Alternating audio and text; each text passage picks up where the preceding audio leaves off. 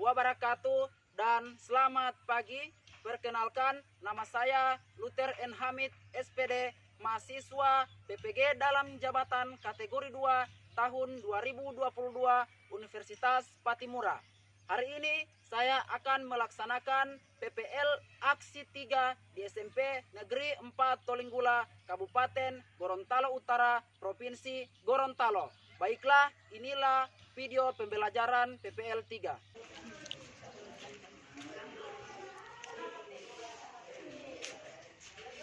Oke, silakan masuk. Assalamualaikum warahmatullahi wabarakatuh. Waalaikumsalam warahmatullahi wabarakatuh. Apa kabar hari ini? Baik. Kelas silakan pimpin doa.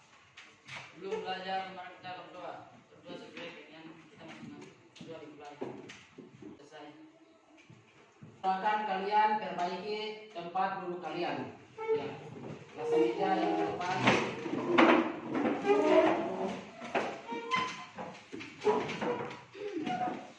Siap? Siap. Pak Guru absen dulu ya. Oke, siapa yang tidak hadir hari ini? Hanya satu orang ya? Ya. Alasannya? Kita melakukan tepuk PPK, salam PPK dan tepuk semua berdiri.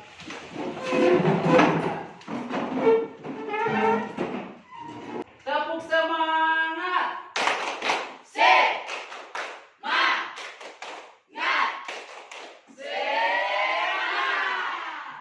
Tepuk PPK. Religius, nasionalis, mandiri, gotong royong, integritas. Salam PPK. Salam. Cerdas, berkarakter, menyenangkan, luar biasa, hebat. Hari ini kalian semangat. Sebelum Pak Guru menjelaskan materi pada hari ini, ada yang tahu materi kita minggu lalu? Tentang apa? Norma agama dan norma hukum. Norma agama itu apa? Norma agama adalah sekumpulan kaidah atau peraturan hidup manusia yang sumbernya dari wahyu Tuhan. Yang kedua adalah norma hukum. norma hukum. Oke, satu orang. Oke, silakan. Norma hukum adalah peraturan mengenai tingkah laku manusia dalam pergaulan masyarakat dan dibuat oleh badan-badan resmi negara serta bersifat memaksa sehingga perintah dan larangan dan norma hukum harus ditaati oleh masyarakat. Kalau contoh norma hukum tahu?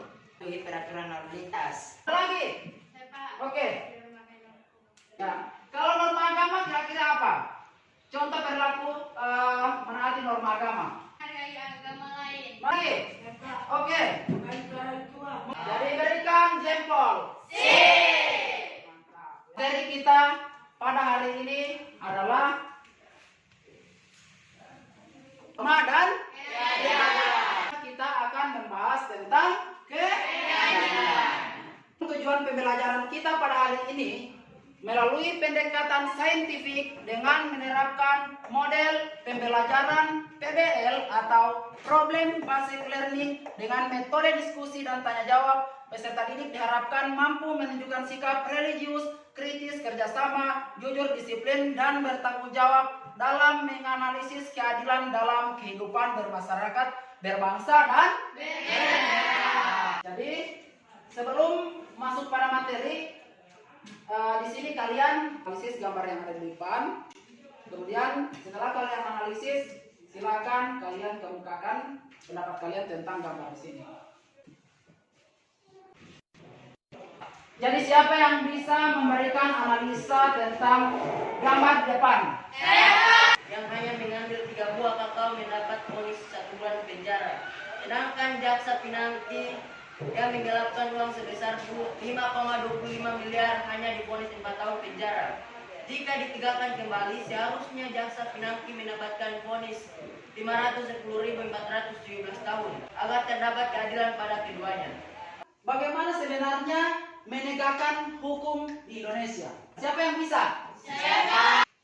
Menegakkan hukum pada pokoknya merupakan menegakkan nilai-nilai keadilan, bukan hanya menegakkan peraturan tertulis yang bersifat tekstual dan formal. Keadilan merupakan roh dari setiap norma hukum.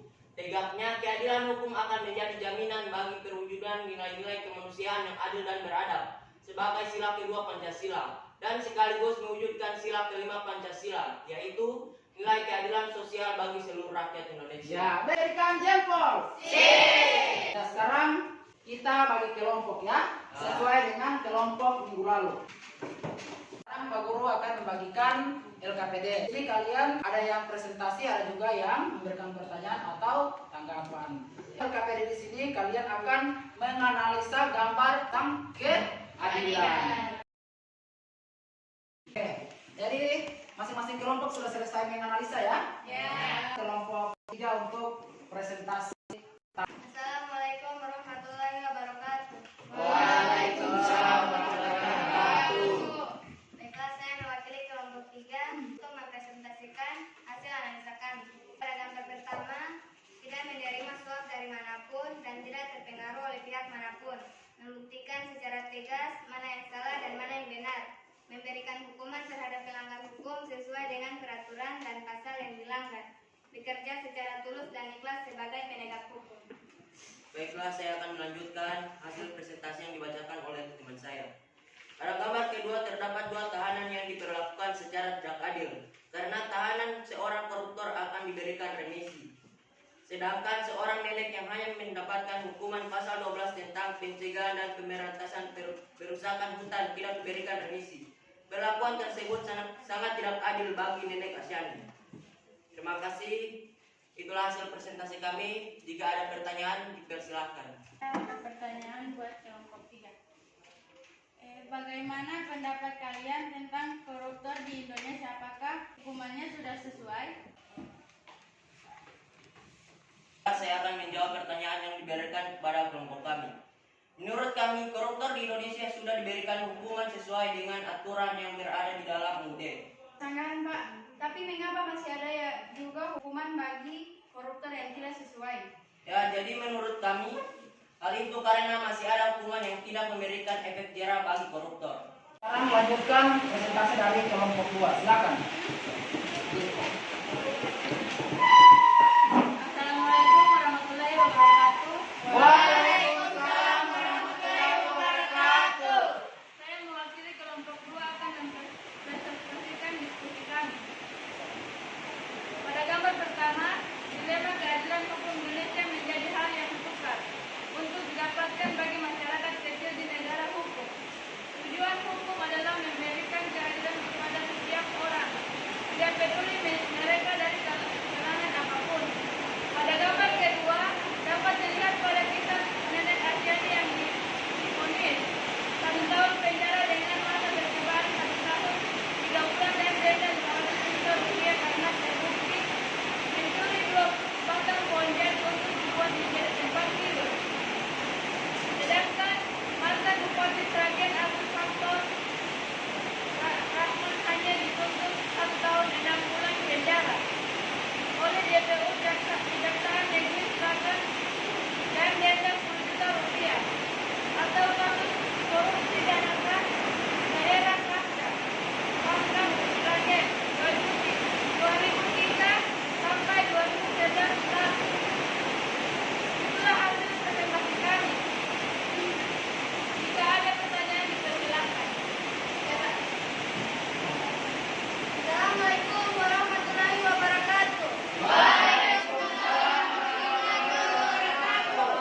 Baiklah, saya mewakili kelompok 1 akan memberikan pertanyaan kepada kelompok 2, yaitu apa pentingnya norma dalam mewujudkan keadilan? Baik, saya akan menjawab pertanyaan dari kelompok 1. Pentingnya norma dalam mewujudkan keadilan adalah kita sudah menerapkan norma sesuai dengan semestinya. Maka pasti keadilan pun akan sesuai. Tapi ketika kita melanggar norma, maka keadilan susah ditegakkan. Oke, apakah sudah jelas? Jelas. Assalamualaikum warahmatullahi wabarakatuh. Waalaikumsalam warahmatullahi wabarakatuh. Kelompok 1 untuk presentasi. Silakan. Kelompok 1 akan mempresentasikan analisis kami. Pada gambar pertama, dilema keadilan hukum masih menjadi PR bagi lembaga penegak hukum di Indonesia. Sangat banyak kasus kejahatan yang tidak terungkap dan tidak diketahui kejelasannya. Beberapa ada yang muncul ke permukaan publik dan tersorot oleh media. Namun, tidak sedikit pula yang bahkan tidak muncul ke permukaan dan menjadi kasus yang tidak jelas peradilannya. Gambar kedua, terlihat nenek Asyani mencuri kayu dan dia tak pantas mendapatkan hukum yang berat daripada Bupati Sragen Agus Faktor. Itulah analisis kami. Jika ada pertanyaan, silakan bertanya. Pak. Baiklah, saya akan memberikan pertanyaan kepada kelompok 1. Mengapa norma atau aturan itu penting dalam mewujudkan keadilan?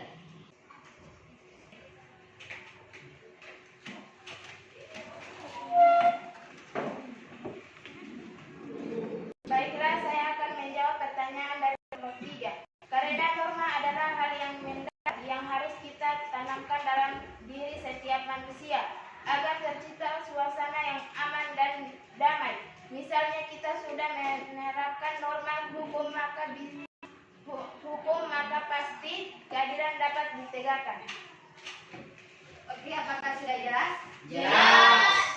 Oke, hasil analisis kami. Assalamualaikum warahmatullahi wabarakatuh. Waalaikumsalam warahmatullahi wabarakatuh. Berikan aplaus untuk kita semua.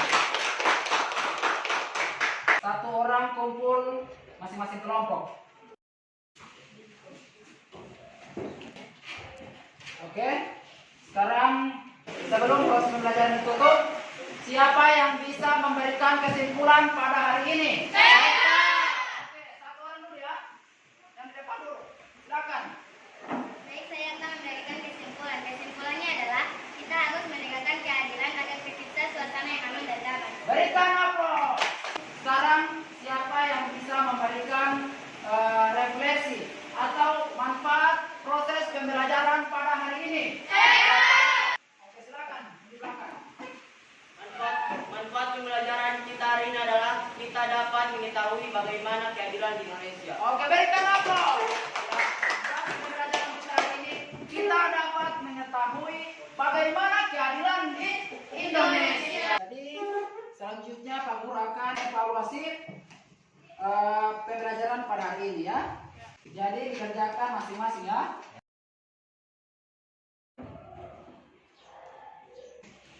Oke, sudah semua ya? Ya. Oke, waktu sudah habis, jadi silakan kumpul ya.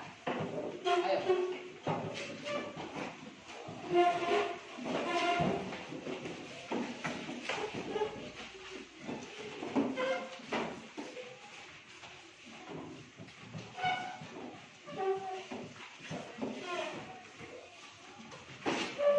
Ada lagi yang belum kumpul?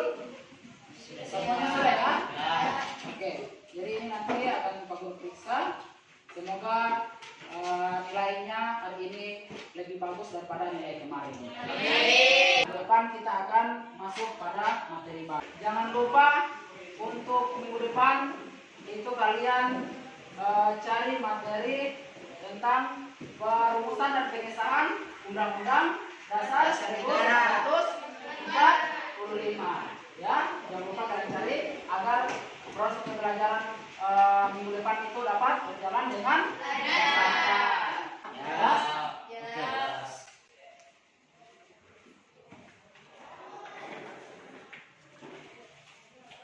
Oke, jadi untuk mengakhiri proses pembelajaran kita pada hari ini, silakan ketua kelas pimpin doa.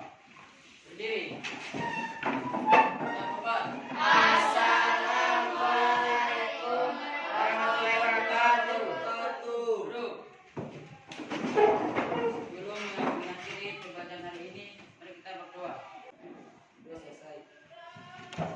Oke, tetap semangat untuk minggu depan ya. Terima kasih. Sampai di sini materi kita. Assalamualaikum warahmatullahi wabarakatuh. Waalaikumsalam warahmatullahi wabarakatuh.